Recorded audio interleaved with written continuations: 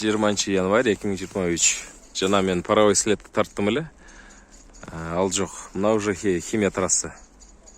Көрдүңөр, тияктан булут уже каптап, ак булут. Өзбекстан тараптан учуп чыккан самолет да.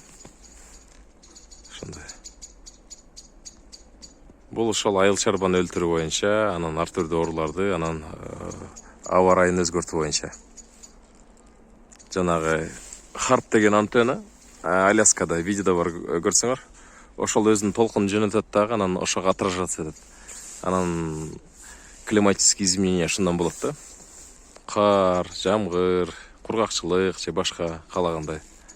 Анан бактерия, вирустар, оор металлдар чачылат.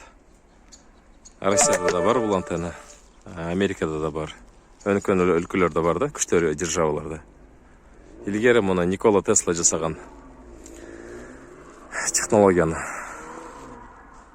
Аны ошону военныйлар алып, ушундай максатта колдонушат. Адамдардын санын кыскартуу, табиятты, жаратылышты, айыл чарбаны жок кылуу максатында. Ушундай. Мына жанагы суроо бергендерге паровой след нантып жок болот. Мына бул химтрейл эмес, мисалга. Жанагындай реагенттер. Бул Кыргызстан Базаркоргон. Назыр сброс кылдат. Химтрейлда, химия трассаларда узун из калат. Анан ал булутка айланат. Бул атайын чачылган химия реагенттер да. Жанагы физиканы окуп кой дегендерге мына мынаны жакшыраак көрүп алгыла. Физиканы окуп алсаңар болот эми. Ошо. Мына көрдүңөр, асман таза.